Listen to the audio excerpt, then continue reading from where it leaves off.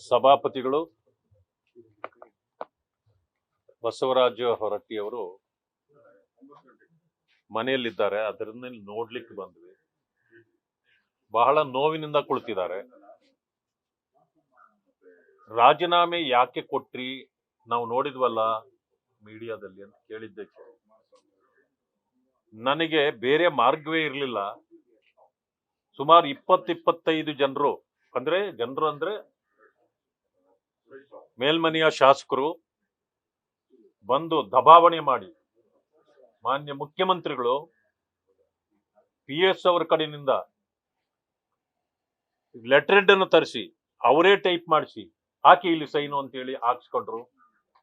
ಇದರಲ್ಲಿ KPCC ಅಧ್ಯಕ್ಷರು ಸಲೀಂ ಅಹ್ಮದ್ ಅವರು,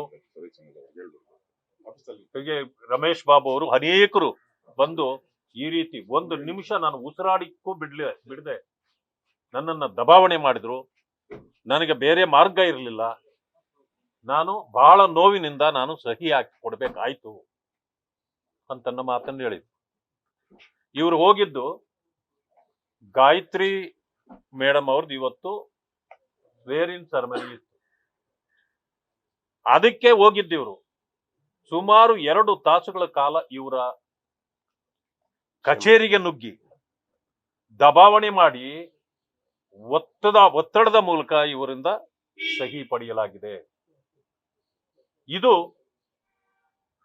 ಕಾಂಗ್ರೆಸ್ನ ನೀತಿಯನ್ನ ಎತ್ತಿ ತೋರಿಸಿದೆ. ಈಗಾಗಲೇ ನಮ್ಮ ನಾಯಕರಾಗಿರ್ತಕ್ಕಂಥ ಅಶೋಕ್ ಅವರು ಹೇಳಿದಂತೆ ಗೂಂಡಾಗಿರಿ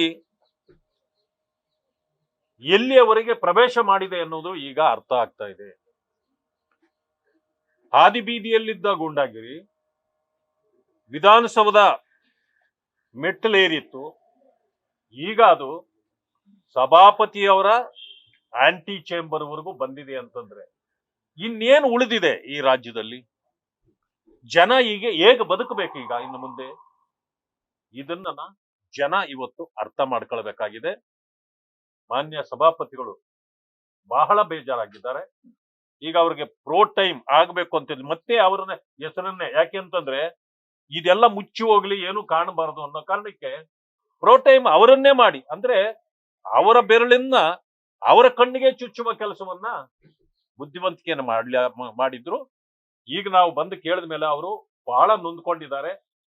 ಅದರಿಂದಾಗಿ ಅವರಿಗೆ ನಾವೆಲ್ಲರೂ ನಿಮ್ಮ ಜೊತೆಯಲ್ಲಿದ್ದೇವೆ ಅಂತಕ್ಕಂಥ ಬೆಂಬಲದ ಮಾತುಗಳನ್ನು ಕೂಡ ನಾವು ಆಡಿದ್ದೇವೆ.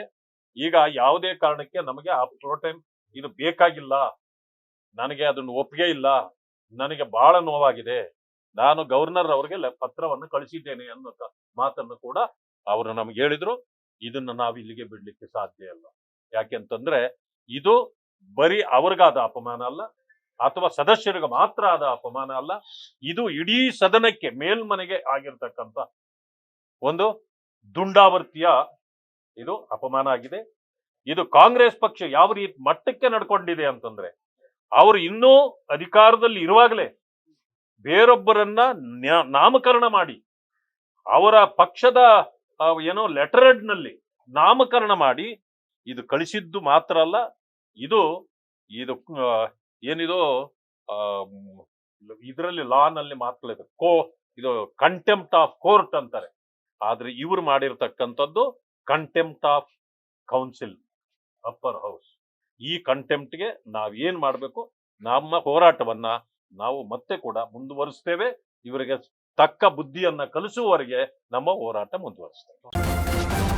ನ್ಯೂಸ್ ಫಸ್ಟ್, ನಿರ್ಭೀತಿಯಿಂದ ನಿಮ್ಮ ಪರವಾಗಿ.